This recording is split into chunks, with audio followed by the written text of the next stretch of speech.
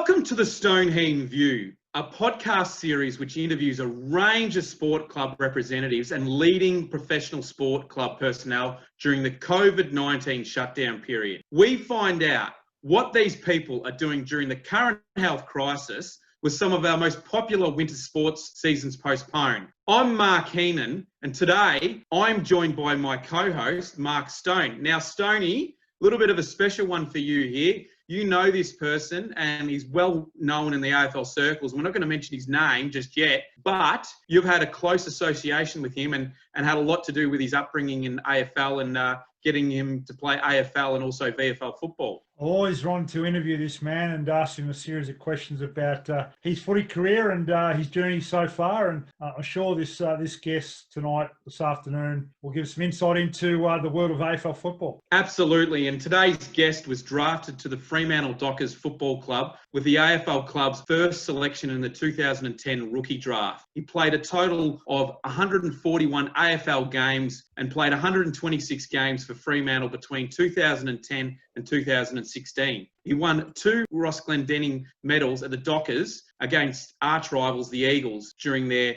derby days. Before he joined the Gold Coast Suns in 2017 and 2018, where he played a further 15 AFL games. He was a product of the Shepparton United Football Club and the Goulburn Valley Football League, where he won a club best and fairest at age 19, before he was recruited to Werribee Tigers in the VFL. And in 2009, came second actually in the VFL League Best and Fairest Award. Outside of football, he's completed a bachelor degree in city, urban, community and regional planning. He's worked in the media as a co-host and broadcaster for 6PR in Perth and Croc Media, and also has a newspaper column as well. And he's been an assistant coach for Vic Country with AFL Victoria, and is also an established coach with the Simon Black Academy as well. He rejoined the Werribee Tigers in 2019 as an assistant coach and also works with the club in an off-field role capacity. We welcome to the Stoned Heen View podcast, Michael Barlow. Welcome, Michael. Thank you, guys. No, very privileged to be on.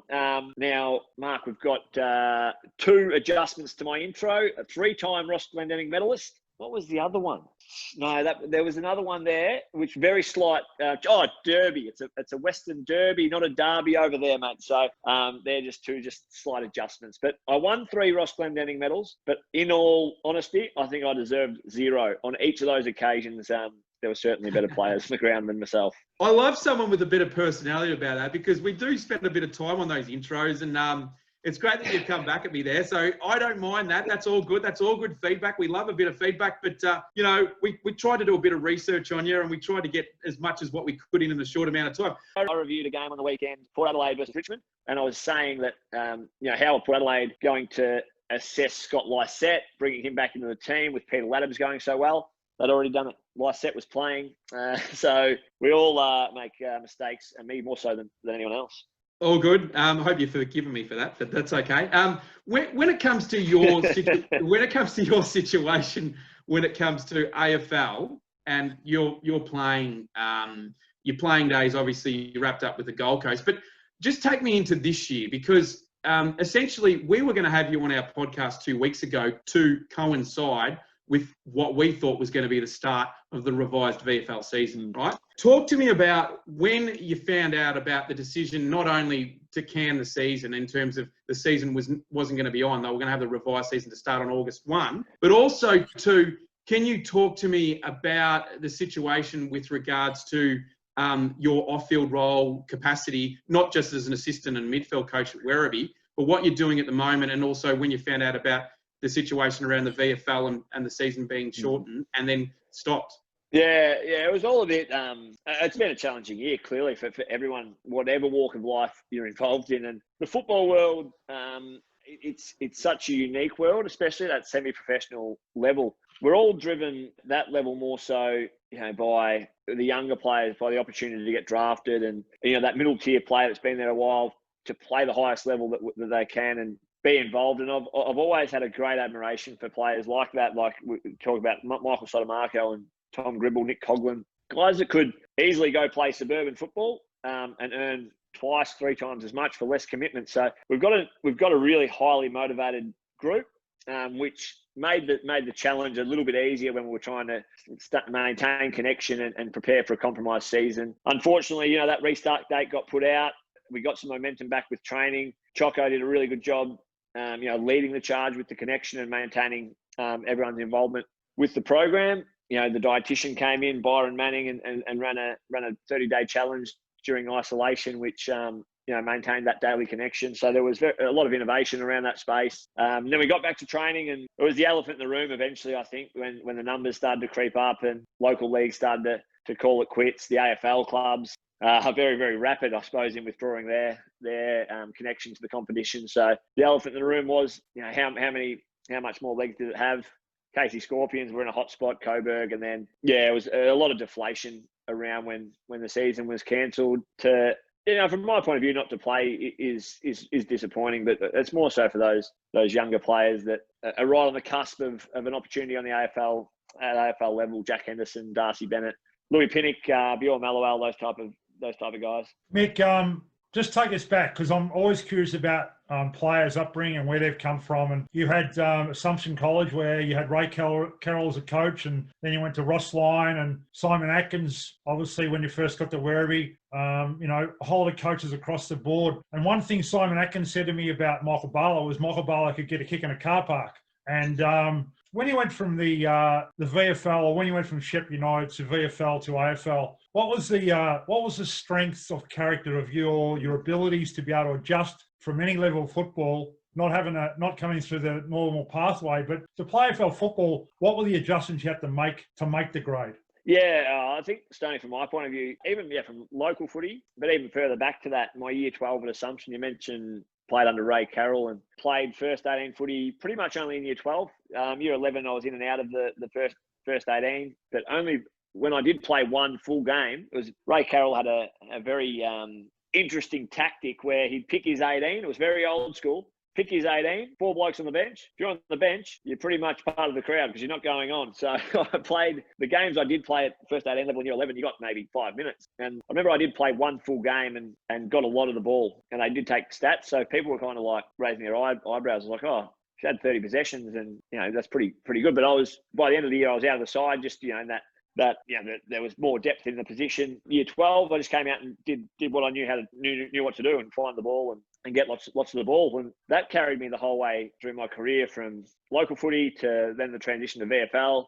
VFL, my first year, was a little bit more difficult. Again, going to a higher standard meant that for opportunity, I would have to play high half forward with little bits and pieces, maybe on the wing or on the ball. But again, I had a knack of being able to find the football and contributing that way, never being hugely flashy with the ball. So it was just a weight of numbers exercise. Eventually, I think for me, when you mentioned Simon Atkins gave me the opportunity the next year, as a fully fledged midfielder, and gave me a license. Again, incredibly lucky to have Axe as a coach, and there was a balance between, allowing me to go hunt the ball, holding me to account if I wasn't using it well, or being a bit detrimental times to the team. So it was a weight of numbers exercise, I think, in the end, that I got the opportunity to get onto an AFL list just by weight of numbers. Because I mentioned this today to someone that asked, the knock was always on speed and skill, but at what point do you just get judged on being able to play the game? And eventually that was the case. Michael, take me into the Werribee role, because in a lot of ways, for you to come back to play at Werribee shows your faith to that club, and obviously, through the relationships that you've had with previous coaches, one of which was Simon Atkins, and there has been some well-known AFL players that have coached the club since then, even when you think about someone like a Scott West during that period as well. But obviously, that was after Simon Atkins. But just talk to me about Michael Barlow, the community partnerships role. Take me into that role within the club and what you're doing, really a lot of things off the field. I noticed you're doing something. You did something with Win Active as well, with the City of Wyndham. But also, what were the main reasons that brought you back to Werribee after your AFL days had finished? Yeah, I think I was pretty proactive in that space when I was on the Gold Coast, my second year there. Really aware that period was going to end. Probably mid-year, I was making contact with Mark Penaluna around, if I was to come back to Melbourne and there was an opportunity at Werribee, what would it look like? I wasn't totally convinced on the coaching aspirations or what that might look like. And I've been incredibly lucky to come back and have a coach like Choco, and for me to involve myself as an assistant coach, to actually now know that it's something that, not to sound egotistical, but I think I'm quite good at, have the capacity to go further with it. But it's just about the aspiration now, whether I want to pursue that or continue to mix my time in, working with the academy, the community roles that I do with Werribee, and then dabbling in the media as well. So that was a big part of mine, was coming back and having something really stable when I finished the AFL career. And that stability did come through that semi-professional environment, coaching aspirational kids and players, having a role within the community that, gave me Monday to Friday stimulation, and then also just playing at a high level, because I'm driven. I'd probably have a chip on my shoulder a little bit to know, a bit like those guys I spoke about before, it's important for me to play as high a level as I can for as long as I can, whilst I can contribute, because that, ultimately fulfills and stimulates me at the moment. The Win Active stuff, that's all attached with my community role at Werribee. We did a lot of footy fit online virtual sessions for schools, and we had a good connection with like Manor Lakes and Tarneet, Peter Nine, and all those schools around the city of Wyndham. Nick, if I was a young player and I was coming in the AFL system, and I come from a state league club, even a NAB league club, and I went into an AFL system and I'm a rookie, and then I go into an AFL program under Ross Lyon, what are we telling a young player today about what they need to play AFL at the top level? Because you had an ability to find the ball, and you grew on that, and you worked on that, and you worked your footy around that. Not everybody, even to play one game is a great effort. So what would you be telling a young player these days that come in as a raw young person? Yeah, I think it's important, those players that come in at that age, that it's the enjoyment and the reason you're doing it. That's what I found when I first got to the AFL. It was like, how good is this? It's a full-time environment. You're playing in front of big crowds.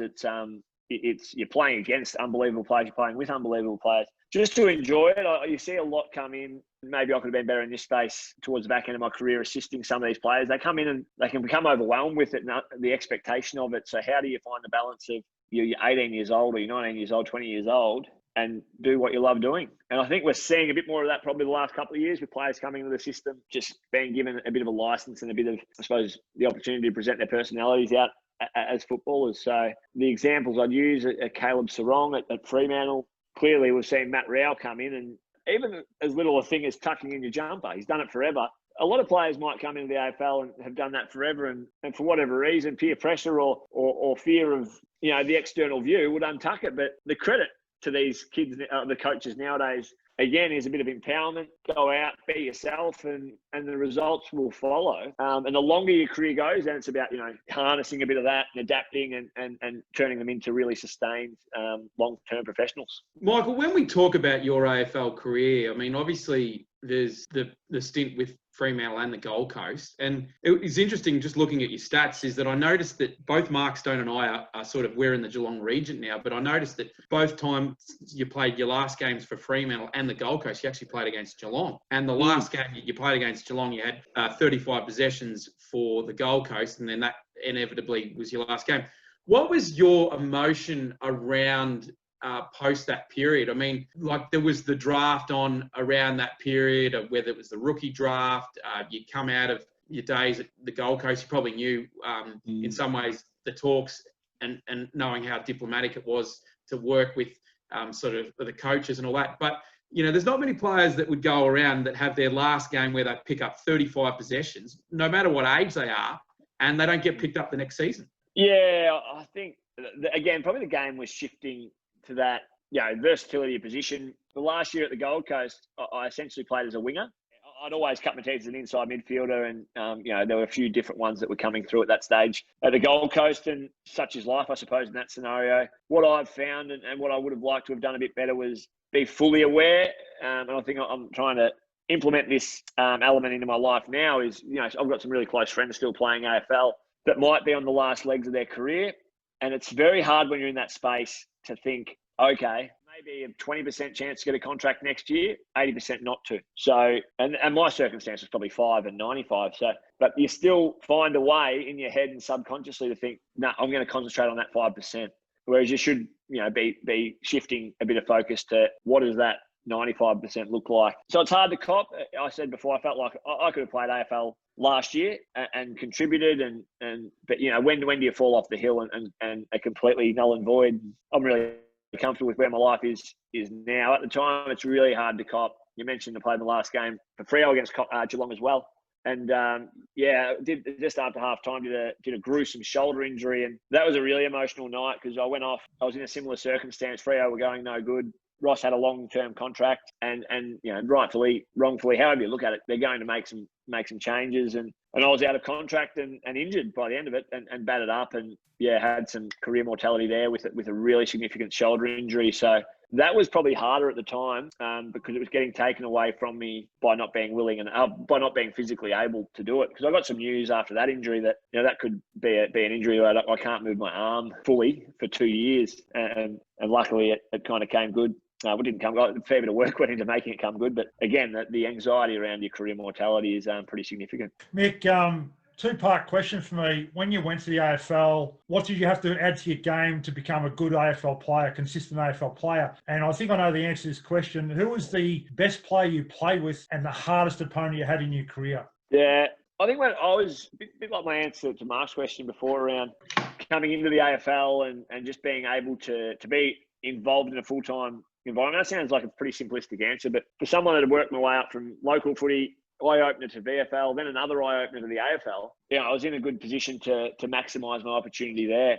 Ball use and decision-making under pressure was always something I battled. So that was something I made sure that I focused a lot on. And again, when you're in a full-time environment, you can do it because you've got the time to do it. Yeah, so that was probably the parts I had to tidy up when I first got to the AFL. Well, again, I was discussing this with someone earlier today around the best player I played with. It comes down to a 3-horse race. It was Fife, Pavlich, the easy discussion. But Luke McFarlane was as good in his position as the others in their positions.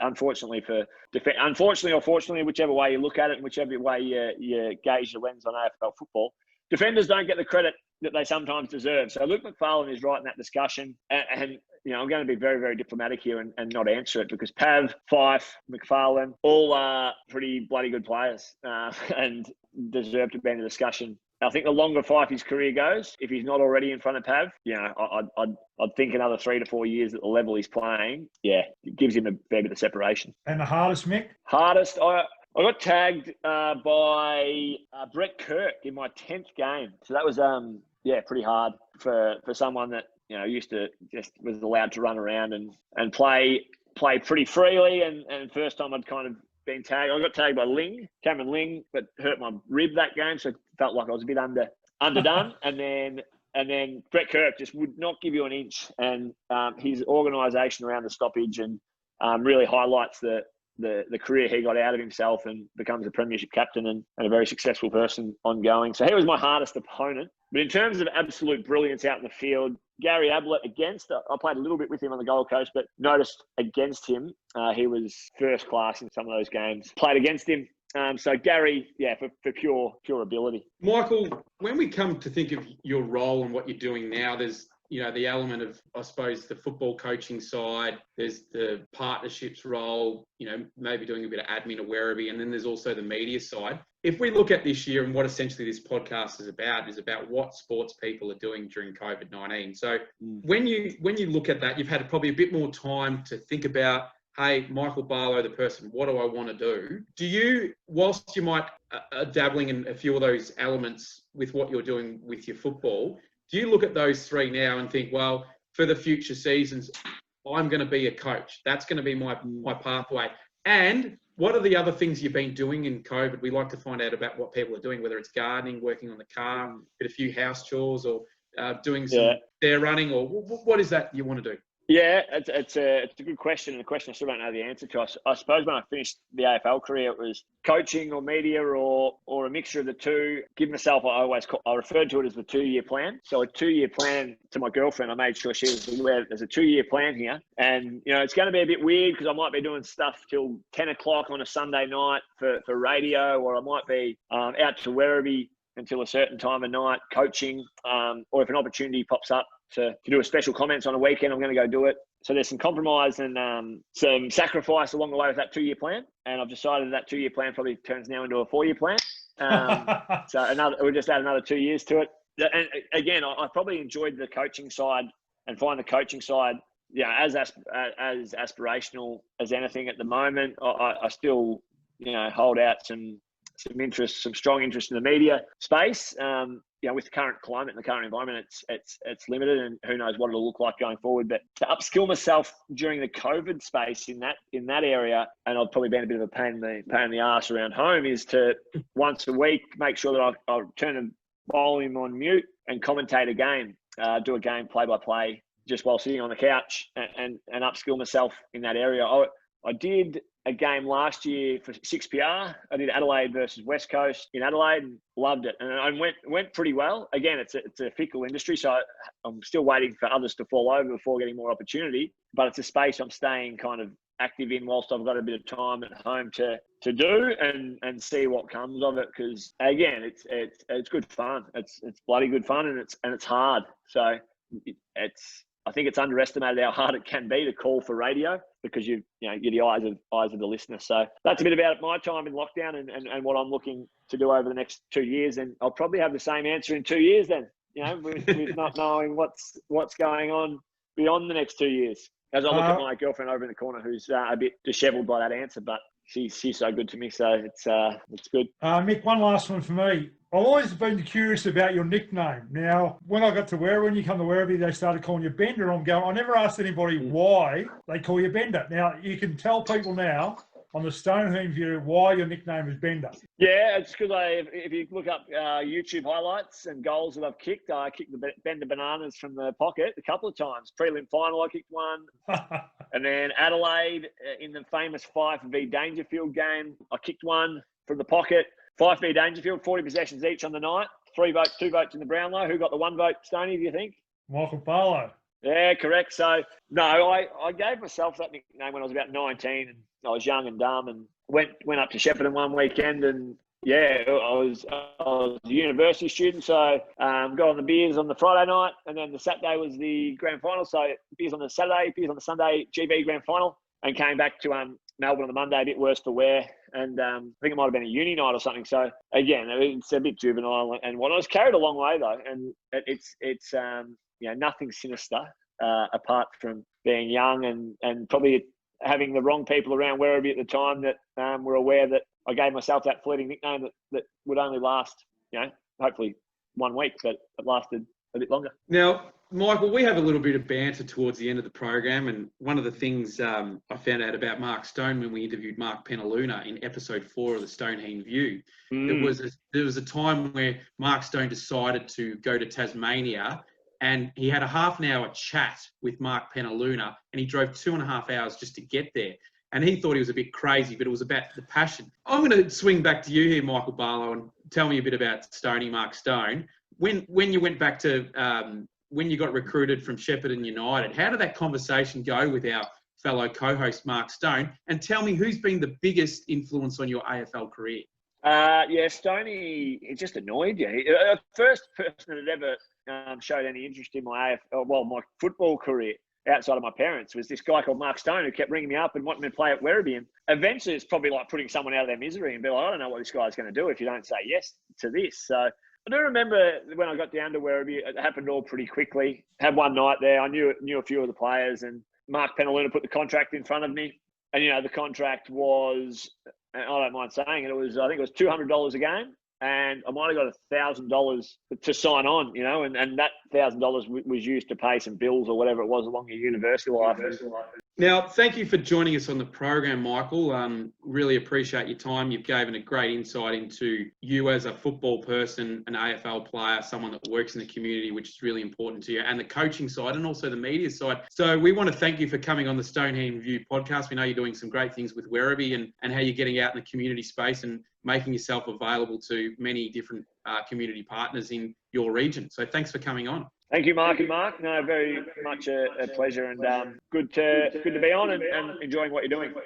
Mark Stone, what a great guy Michael Barlow is, and just you obviously have you know him on the inner sanctum, particularly with your days and your continued days as a recruiter with the Werribee Football Club, but more to the point when he came down from Shepparton United and when you recruited him. But I think what he's demonstrated today is he's talking about a couple of years plan, that he's got the opportunity to go into different spaces, and he's making the options available, which is very unique about his role in footy. Yeah, he's been a great person for the Werribee Football Club, and I've got to remind him that we went to La Porchetta with Simon Atkins and had a bit of a coffee, and that's when we first met.